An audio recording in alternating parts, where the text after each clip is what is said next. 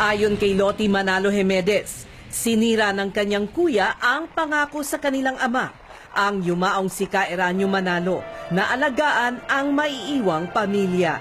Pinaalis na kasi ng INC si Ka Lottie at kapatid na Ka Angel sa kanilang tirahan sa Tandang Sora matapos silang itiwalag ng simbahan. Depensa ni Ka Lottie, nakapangalan sa kanya ang titulo. It is not part of yung tinatawag nilang pabahay ng iglesia. This is bahay ng tatay namin, ng compound for the family. So sabi nila wala kami karapatan doon. Actually we do. Kasi angkan kami ng sugo. Nagtataka siya kung bakit taliwa sa pangako sa ama ang naging ugali sa kanila ng kuya na nagsimula 1 taon mula nang yumao si Ka Eranio. Pinatawag po niya kaming lahat. When my father saw him, sabi niya, huwag mong pababayaan ng mga kapatid mo. And he promised that he will take care of us. Ipinakita ni Lottie ang bakod na may 3 palapag ang taas na itinayo sa pagitan ng kanilang bahay at bahay ng kapatid na Eduardo. Mula noon anya ay unti-unti na silang ginipit at ayaw harapin. Kaya kung namin po siya gustong makausap, bakit po siya nagagalit sa amin? Ano bang dahilan?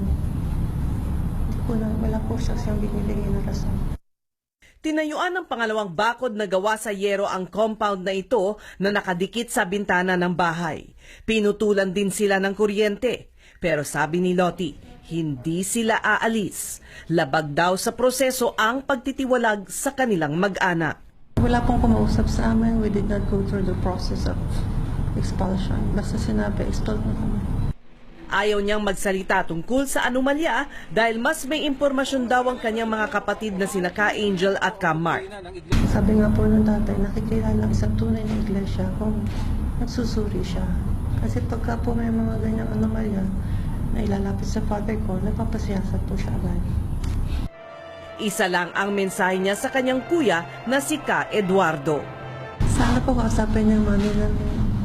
Mga volunteers ang nagbabantay ngayon kay Ka Lottie na naghahati din sa kanya sa mga hearing. Sabi niya, may banta sa kanyang buhay at ang unang binantaan ay ang kanilang ina na si Ka Tenny. Meron pong mga threats, meron pong mga intelligence report na tanggap ang brother ko pertaining to that. Hindi ko lang po pwedeng elaborate, but there were threats. Matapos ang hearing sa Barangay New Era kaugnay ng kanyang reklamong panggugulo ng INC, nagkagulo, nagkatulukan at nanutok pa ng baril ang isang gwardiya ng INC nang ihatid si Ka Lottie sa kanyang tahanan. Pinigilan ng mga gwardiya makapasok ang ilang escorts at kasambahay ni Ka Lottie, kaya't nagkainitan ang magkabilang panig. Wala namang nasaktan sa insidente at nakapasok din ng bahay si Ka Lottie. Mariin namang itinanggi ni Edwin Zabala, spokesman ng Iglesia ni Cristo, ang umano'y mga malisyosong aligasyong ibinabato sa kanila. Hindi umano sila gagawa ng mga bagay na ikasisira ng reputasyon ng Iglesia. Tiwala rin umano sila sa prosesong legal at naniniwala silang lalabas ang buong katotohanan.